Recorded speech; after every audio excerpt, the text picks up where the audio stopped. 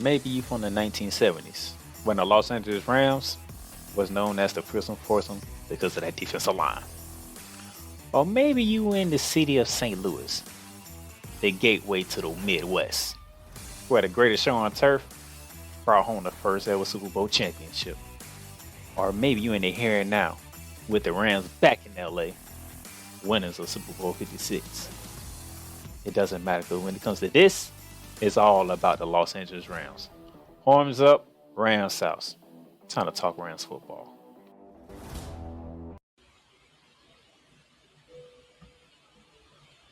Ladies and gentlemen, thank you for joining me today. Yes, the Playmakers in the building, and this is season 6 of Ramily Talk. I am happy and thrilled to bring another season of Los Angeles Rams football right here on the Playmakers Ball Sports Network. It is an honor for me to do so.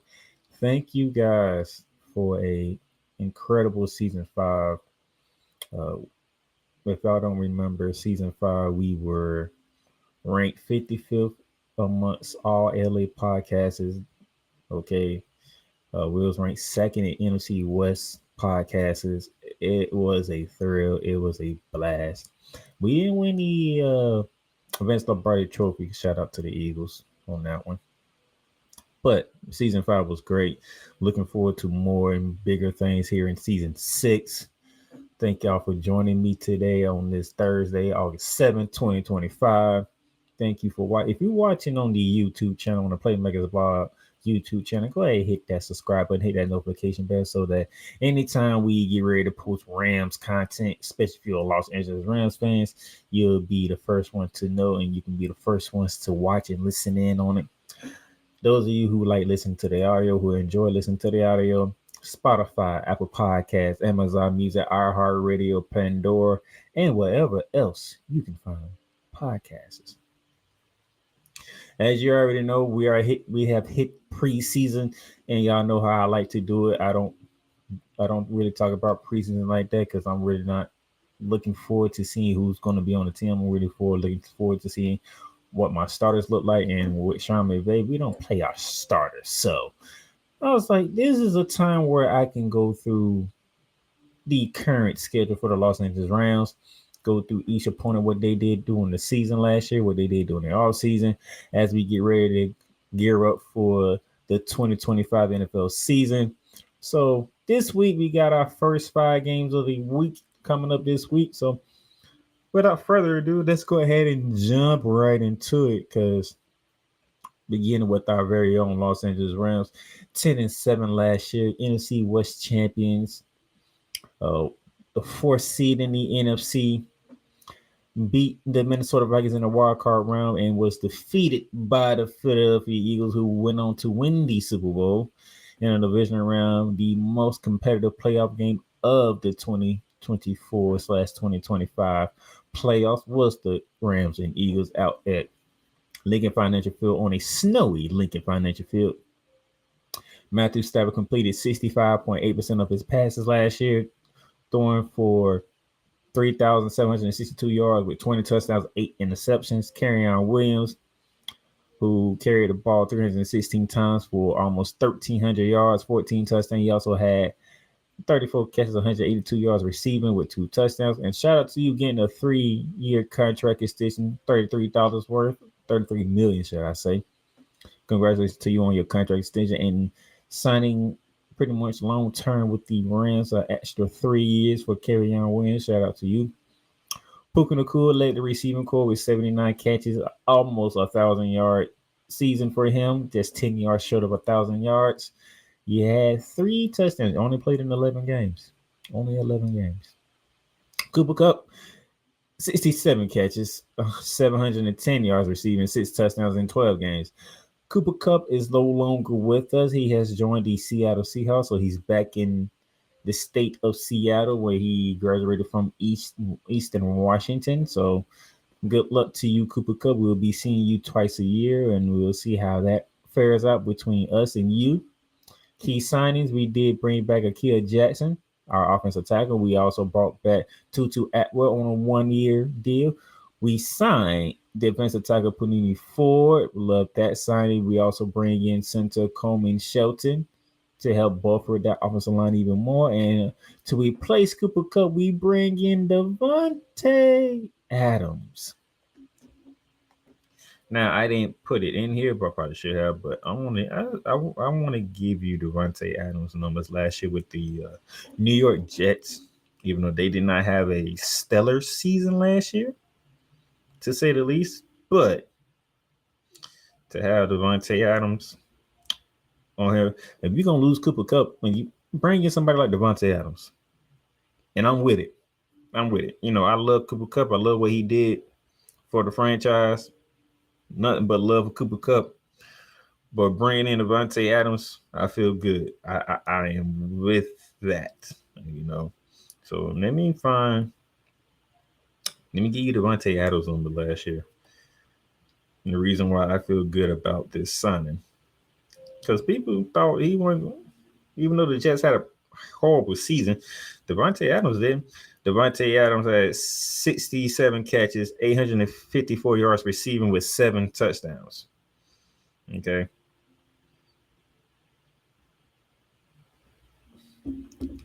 So what I like about the signing is what you gonna do? Because are you gonna roll coverage to Puka Nacua? Devontae Adams gonna kill you. You want coverage to Devontae Adams, Puka Nacua gonna kill you. So you talking about Devontae, a guy who is great on getting off the line. It's hard for you to bump Devontae Adams. It's hard for you to stymie him at the line. That man is so good at getting off the line of scrimmage. It's going to be interesting to see him and Matthew Stafford connect. We already know about him, and we already know about Stafford and Puka Nacua connection. We already know about that, but I want to see Devontae Adams and Matthew Stafford connection. We also got Tyler Higbee. He was healthy going into this season, so we have our tight end as well. Kerryon Williams, he did what he did. So I'm looking forward to that. And you see down at the bottom, we have our draftees. Terrence Ferguson from Oregon, very good, very good. A speedster at the tight end position, can line up at any position on the outside as a wide receiver. Great versatile tight end to have. Ed Rusher from Michigan, Josiah Stewart, he can be a beast. Especially with that, how that D-line played last year. If he can match that energy from what he did at Michigan along and bring it up to the NFL level, to match the NFL level, that defensive line is getting even more dangerous. Running back, Chris Hunter from Alabama. Nice, solid power back. We'd love to see how he will fit in if he gets some playing time and whatnot. Defensive tackle, Ty Hamilton. Pretty good, decent on our defensive line from the national champion Ohio State.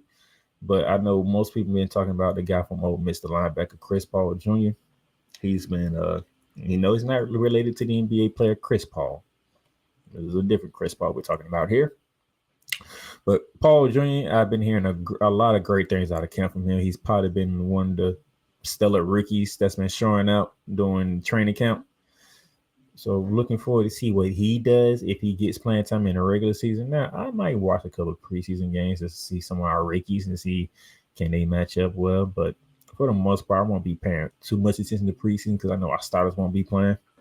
Sean McVay like to get our starters that rest. So they be fresh and ready to go by the time we get to the regular season. But, I like what I'm seeing here. I really do. I like what I'm seeing here, and I'm looking forward to what's to come with this team coming off a 10-7 season. NFC West champions came up short. Came up short. That lost to Philly. And Philadelphia fans, they are thrilled to be Super Bowl champions, but they was nervous as hell when we got to that game. All right. So that's what the Rams have done during the all season. That's what we did last year. So to move forward, let's get into week one. Week one, and here are the first 5 games we'll be looking at. Week one, home opener against the Houston Texans. Houston, 10-7 last year, runners of the AFC South for a second consecutive year, maybe third. I could be wrong. They have been owning the AFC South lately. They beat the Los Angeles Chargers in a wild card round, and they were defeated by the Kansas City Chiefs in the divisional round. CJ Stroud completed 63.2% of his passes last year for 3,727 passing yards, 20 touchdowns, 12 interceptions. Joe Mixon, the newly acquired Joe Mixon from the Cincinnati Bengals, had a good year with his first year with the Texans.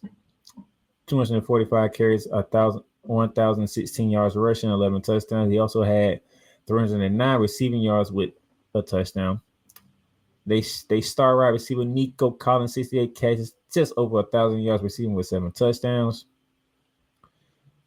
They have key signings. They have re-signed Mario Edwards Jr. That's a good signing for them. They bring in Cam Robinson from Minnesota, offensive guard Lincoln Thomason from the Jets to build up that offensive line so they can protect CJ Stroud because they had problems protecting CJ Stroud. But CJ Stroud was still able to make things happen, still able to throw for over 3,700 yards.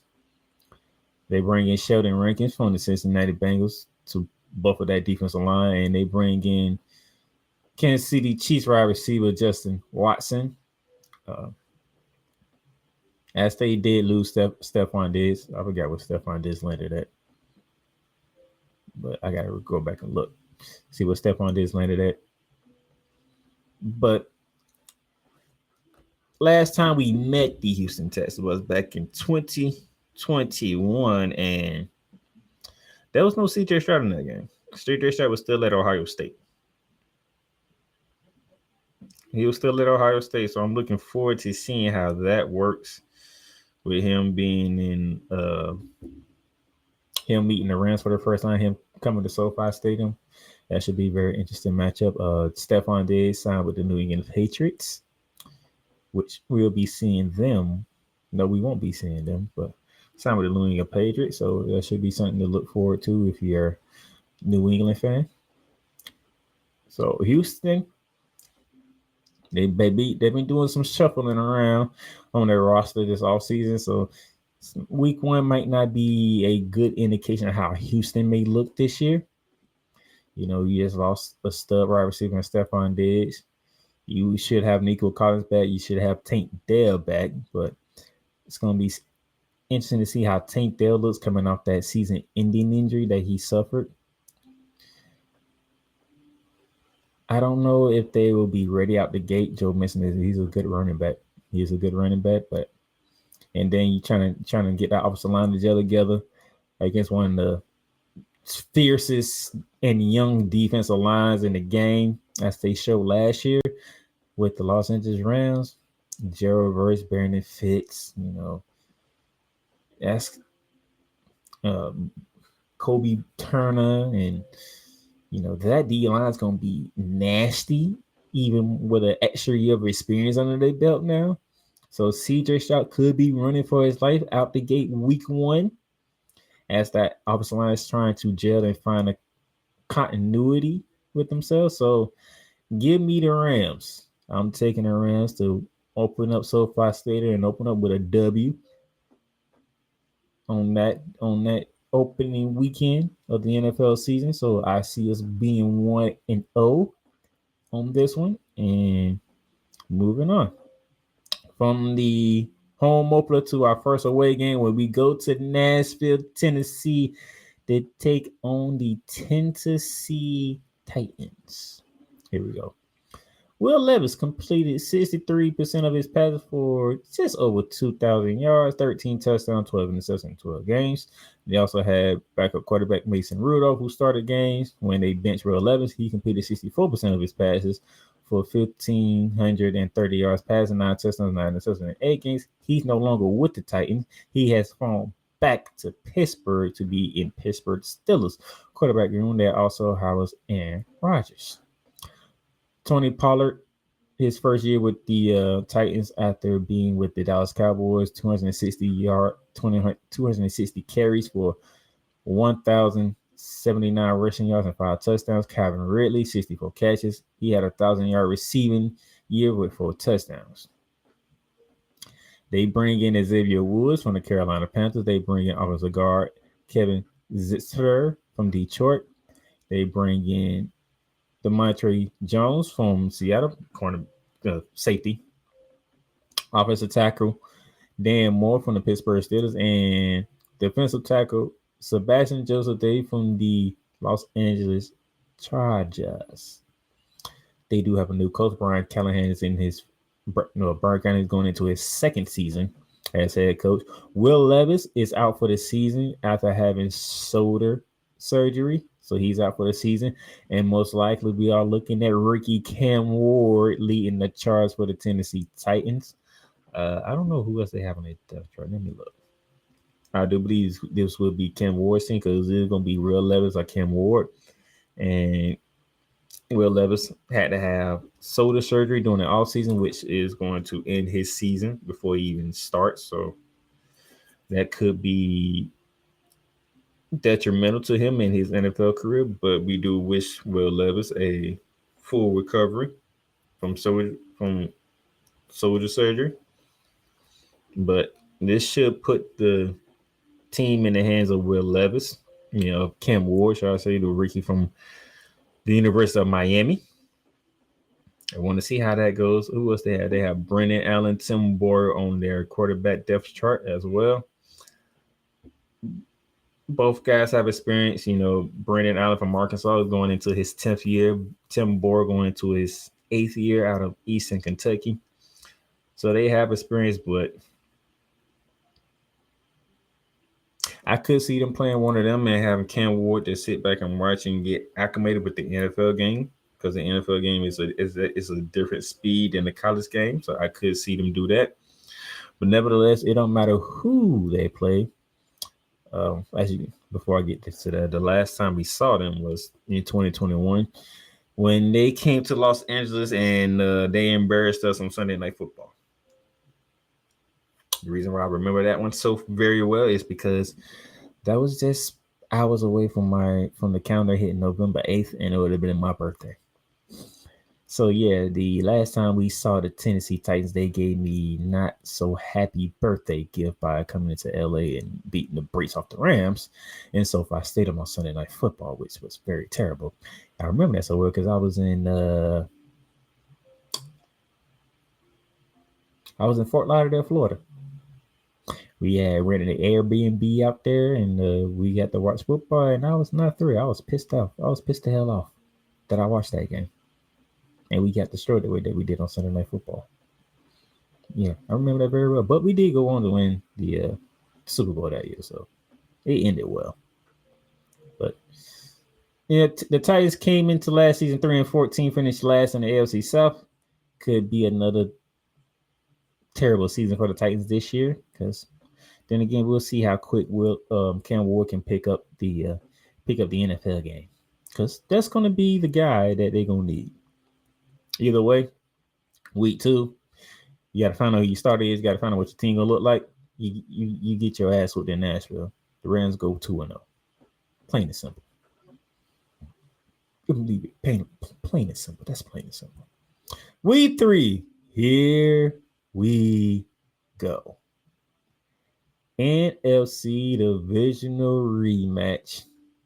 The same two teams, the same fan base, the same stadium, but no inclement weather for this one. Rams, Eagles, Lincoln Financial Field, the third week of the NFL season, without snow this go around. All right. As we just shouldn't have to go through this. We already know all this because that's a team we probably circle on account if you're a Los Angeles Rams fan. But Super Bowl champions, the Philadelphia Eagles, 14-3 in the NFC, winning the NFC East Championship.